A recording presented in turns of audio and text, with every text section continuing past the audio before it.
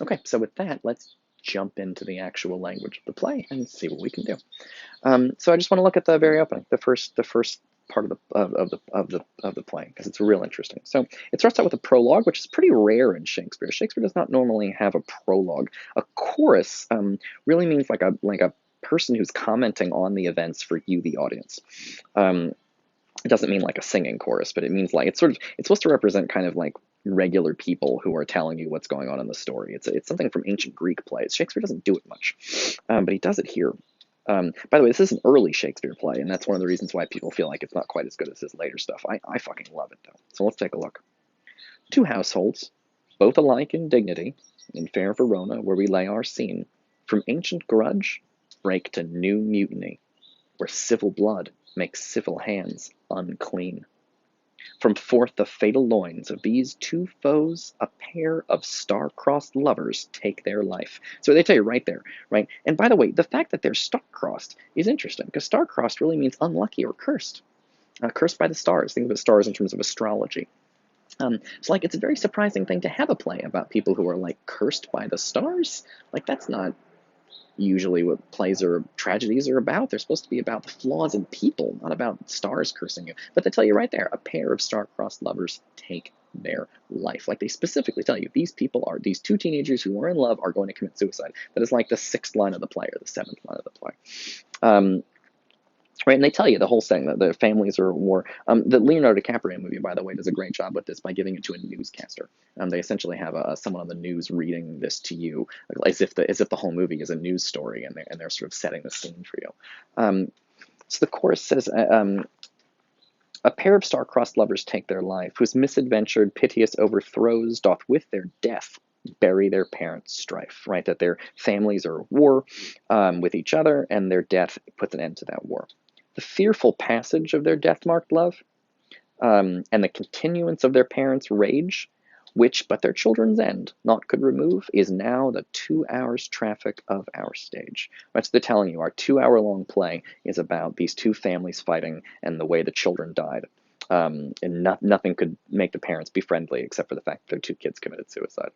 Which if you with patient ears attend, what here shall miss, our toil shall strive to mend. Like we're going to work to tell this story well. The first thing, the reason the prologue is interesting to me is because it sets something up that I'm fascinated by, and that we're gonna be seeing a whole bunch in the play. Which is that I think you guys know Shakespeare wrote poetry. He has poems. He wrote sonnets.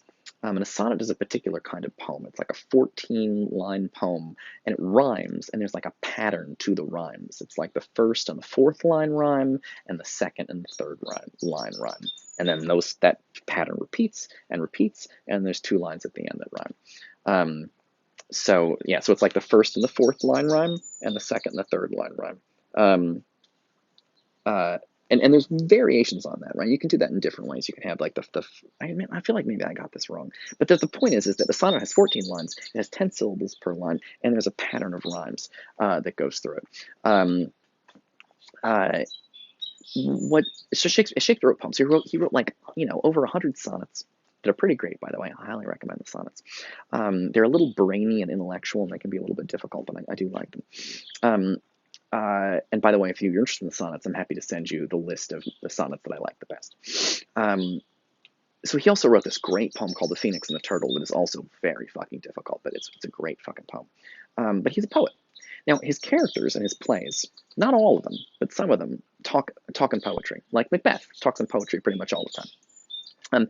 When I say poetry, it usually doesn't rhyme, but it still has 10 syllables per line, and there's a rhythm to it, right?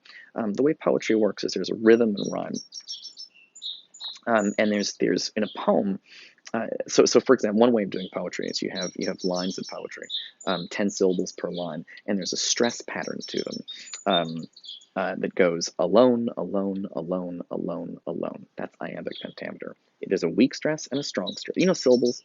Words have syllables, and syllables have different strengths. Sometimes you hit a syllable hard, and sometimes you barely hit it. So alone, you barely say the and you hit the lone pretty hard.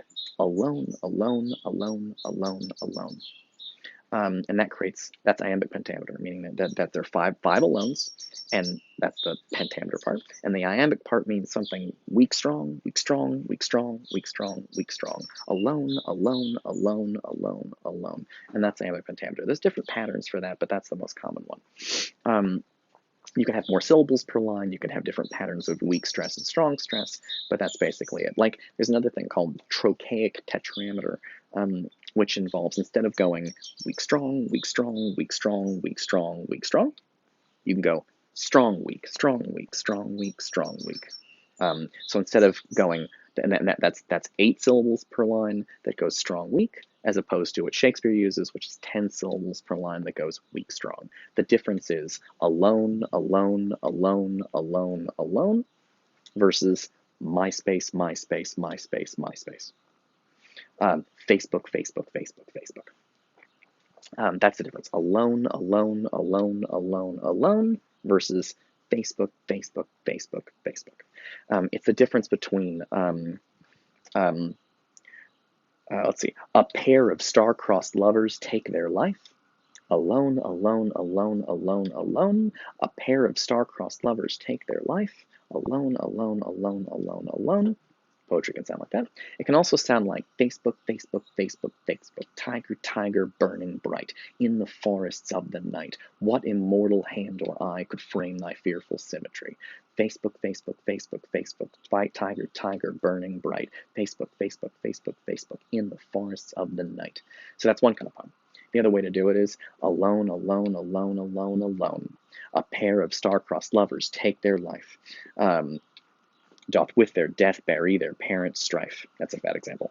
The which if you with patient ears attend, what here shall miss our toil shall strive to mend. Alone, alone, alone, alone, alone, alone, alone, alone, alone, alone. So there's a rhythm to it. There's a rhythm to the language, and there's a rhythm to the language, and there's a pattern of rhyme that can go with it. Not always. Now, in a lot of Shakespeare plays, like Macbeth, there's the rhythm element that I was just describing is 100% there.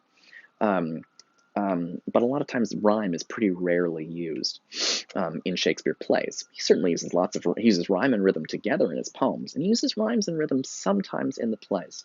But for the most part, he doesn't use a lot of rhyme in the plays. But Romeo and Juliet, he uses more rhyme. There's quite a bit of it, and actually, interestingly, there's something slightly more complicated going on here.